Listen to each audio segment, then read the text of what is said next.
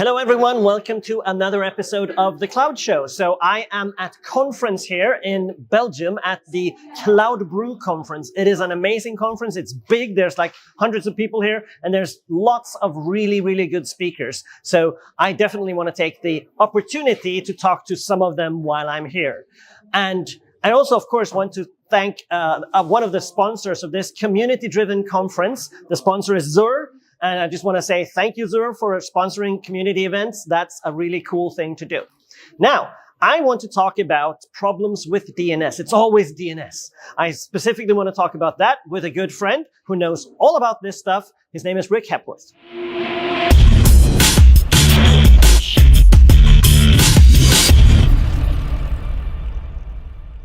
Hello, Rik. How are you doing? I'm doing well, thanks, Magnus. Fancy meeting you here again. Fancy meeting me, yeah. Like that was just the happenstance.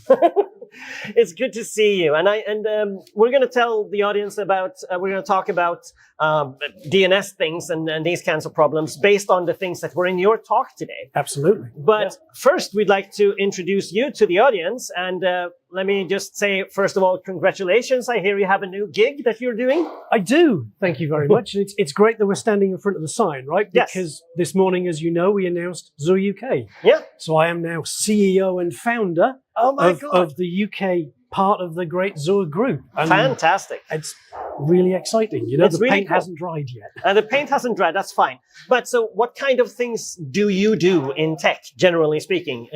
So I personally, as you know, I'm an IT pro by background. Mm-hmm. What I do these days is I tend to help organizations with architectural questions. Mm-hmm. I try and bridge the gap between the development teams and the IT pro and the security and the governance teams. And I have a lot of conversations about those sort of C-level, let's talk governance, let's talk about risk management, let's talk about security profiles and that kind of stuff. And then you had a session here specifically about the woes of networking, if you will. I did, right? So, I mean, the reason for that is you and I both know, right? We work with a lot of large organizations. Of course, yes. And they're often new to cloud. They've got very, very sharp, bright people. Yeah. And they're starting to implement stuff, but they hit roadblocks on the way. They do, because they have developer teams that are building applications, but they don't know what cloud infrastructure is like. Absolutely. They also have networking people who are, they've been doing networking for the organization for, decades. They're really, really good networking people, except now the toolbox is all changed in the cloud. Now we want to do networking in the cloud and the tools have all changed. Yeah, absolutely. And what I see a lot is organizations move into Azure in the cloud and they replicate prem, right? Yes. So that's exactly right. The session today was my usual war story, real world engagement. Okay, right? sure. I've been working with a big organization. They've got some really great people. They weren't really using Azure. So they'd established a hub spoke topology, as per Cloud Adoption Framework, well-architected framework. They got virtual appliance in the middle. Meanwhile, we have a really good dev team, and they've built this absolutely fantastic application, all PaaS services. I mean, I look at it and go, wow, Oh my God, that's how you're supposed to do it. API management that our friend Massimo does, websites for hosting the web APIs. We've got container apps for scalability, Service Bus for messaging. Okay, good. They're doing the right things. Yep. But not connected to the virtual networks. Just in platform as a service, right? Okay, fine. And the organization said, well, that's lovely, but compliance, regulation, security, we need it inside the virtual network. Yep. Makes sense. So now you have to turn on private endpoints. Exactly. so I helped them. We because it was baby steps, right? Okay. Let's not just throw it all into the virtual network. So we created a bubble for each environment with its own VNet. Okay. Private DNS zones. It makes sense. I see the architecture. We could test it. Okay. Yeah. Test it atomic. All works fine. Yep. So we've got several of these environments, and they're all working fine. They're all private and inside the network and all the good stuff. Yep. So then the next stage is we want to plug those virtual networks into the hub spoke. Okay, right? Yeah, of course. Yeah. Because now we want to be able to talk to them and everything talks to between each other and maybe from the cloud to on-prem? Exactly. Yep. Now, before we start plugging things together, the customer has only one thing really in Azure. They have VDI, Azure Virtual Machines, virtual desktops, and they have DevBox. Now, both of those people are logging into with their domain credentials. Yeah. And they're using those machines to access on-prem services across a VPN link. Okay. Everything works. Yep. Okay, so Rick naively says, well, this is going to be easy. We'll just plug things in. We need to move the private DNS zones, right? So from being a bubble, we take each of the individual private DNS zones, we plug it into the hub, we make sure the private endpoints register themselves. So you have many private DNS zones. Rather than we could have, pause, tangent. I've seen so many organizations where they go, oh, well, we'll just connect these private DNS zones to all the different virtual networks. Yeah. And spaghetti and craziness ensues. I see.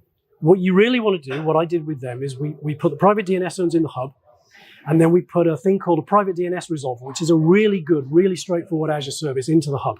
Okay. And the private DNS resolver has an IP address and its inbound address, right? So we then tell all of my bubbles that instead of using the default Azure DNS, they should use the private DNS resolver.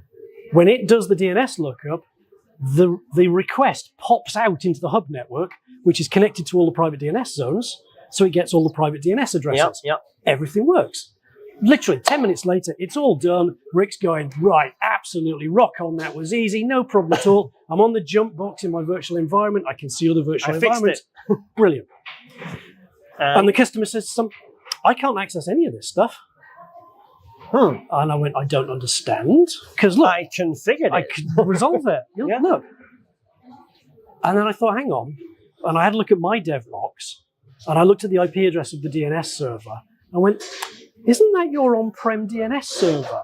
And they went, yeah, we configure everything with group policy with our AD. Yeah, it just talks to... Okay. Yes. And so the problem then... So the problem basically is DNS in Azure doesn't know about DNS on-prem, right? And so, as I said in the session today, I encountered this. This is the first time I'd really hit this problem with a customer. And I thought, okay, it's just this customer. It's a simple solution. You put a thing called a forwarding rule in the DNS private resolver in Azure, and you say, hey, if you want to look up the domain of prem, go talk to the IP address of the DNS other server. one. Yeah, fine. And in the DNS on-prem, you put another forwarding rule that says, hey, if you want to know about Azure, go talk to that one. To that one. And they just ping both backwards ways. and forwards. Yep, makes sense. Which, again, okay, wasn't 10 minutes because we had to go to the guys who ran the Active Directory, who ran the domain controllers to update the DCs. Right. But again, once we got it working, fine. Got it. And I thought, okay, it's an isolated incident, right? And the reason I put the conference session together is because literally in the 3 weeks following that first customer one, I had 3 more customers with exactly the same problem. And I'm sat there thinking, okay, it's always DNS, right? We should do something about DNS. this. Yeah, okay. Yeah. That's cool. And so you managed to solve it, but it's non-trivial, right? I think, yes, I managed to solve it. It's not complicated, but it's one of those that it's easy to get tripped up. And I guess the moral of the story here is we've got specialists in different areas, That's right?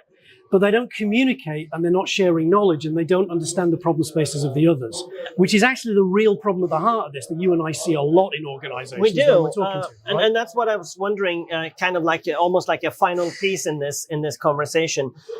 If I'm in an organization, I'm a networking person in there, and we're now like, okay, the org has decided to start using cloudy things, and now I have to like connect the network in the cloud. I haven't done that before. The toolbox is new, right? And we're like, for example, configuring diagnostics, whatnot, and sending those networking logs into something. What is a workspace, right? Log analytics workspace. I don't know what this is. And there are new tools. So how do I, networking person, approach this if I want to like get into it? And that's an interesting question, isn't it? I mean, my honest answer is, well, first of all, talk to the people you work with because you're going to have a cloud architect and he's going to know about these things. Secondly, you already know about these concepts. On-prem, we've got our networking devices. They're emitting telemetry. It's probably flowing into Splunk, things like that. Something like that. So we that. already know the concepts. It's really what is the cloud analog of those concepts. Exactly. And there's plenty of documentation out there. The documentation can be a bit dense.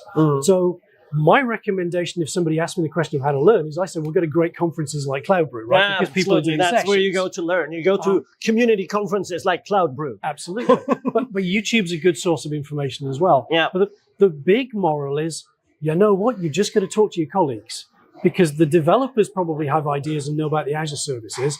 The networking guys know about the things that are going to trip you up if you can have that conversation. Yep. The architects are going to have an opinion on how this lot should be plugged together.